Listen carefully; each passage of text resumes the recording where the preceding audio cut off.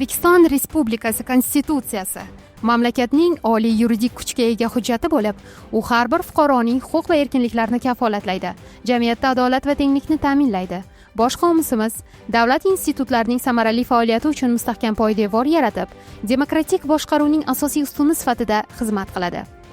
Konstitutsiya qabul qilinganligining 33 yilligi jahon miqyosida keng e'tirof etildi. Ko'plab nufuzli xorijiy nashrlar O'zbekiston Respublikasi Konstitutsiyasini ishonch, barqarorlik va inson huquqlarini himoya qiluvchi, demokratik qadriyatlar hamda zamonaviy davlat boshqaruv uchun asos bo'luvchi hujjat sifatida yuqori baholadi. Xorijiy ommaviy axborot vositalari O'zbekistondagi konstitutsiyaviy islohotlarni quyidagi yo'nalishlarda tahlil qildi. Vengriyaning Daily News Hungary internet nashri Konstitutsiyani mamlakatdagi ishonch va barqarorlikning tamal toshi deb atagan bo'lsa, Hello Magyar nashri hujjatning zamonaviy davlatni mustahkamlash va inson qadr-qimmati himoyasidagi o'rnini alohida qayd etdi.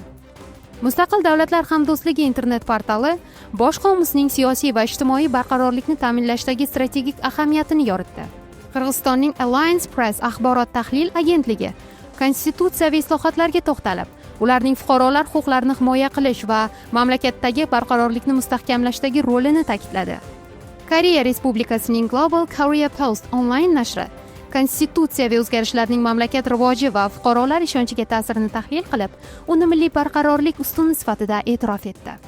Saudiya Arabistonining Al Harir gazetasi islohotlarni barqaror rivojlanish poydevori sifatida baholagan bo'lsa, Nabt al-Hadath nashri konstitutsiyaning zamonaviy huquqiy tizim yaratishdagi rolini ochib berdi. Daily The Spokesman gazetasi esa ushbu islohotlarning siyosat, iqtisodiyot va milliy rivojlanishga ijobiy ta'sirini sharhladi.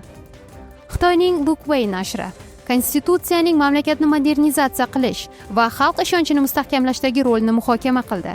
Shuningdek, China jurnali o'zgarishlarning barqaror va shaffof boshqaruvni rivojlantirishdagi ahamiyatini tahlil qildi.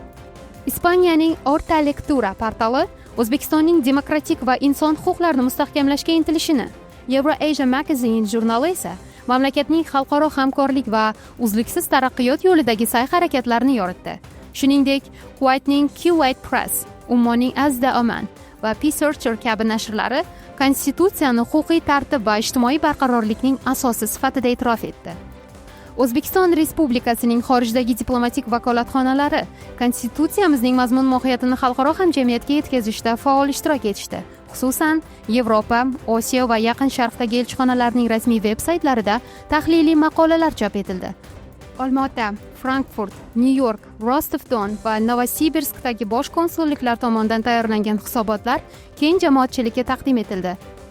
Bayram munosabati bilan qator tadbirlar tashkil etildi, xususan Koreya Respublikasida stol tennis turniri, Frankfurt va Xanjou shaharlarida bosh konsulliklarda ilmiy-amaliy anjumanlar, Karachi va Turkiyada madaniy-ma'rifiy kechalar yuqori saviyada o'tkazildi.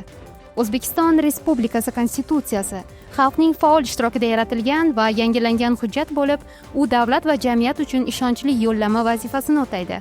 U mamlakatning modernizatsiya yo'lidagi dadil qadamlarini mustahkamlab, adolat, inson salohiyatini rivojlantirish va barqaror taraqqiyotga bo'lgan milliy intilishni o'zida mujassam etadi.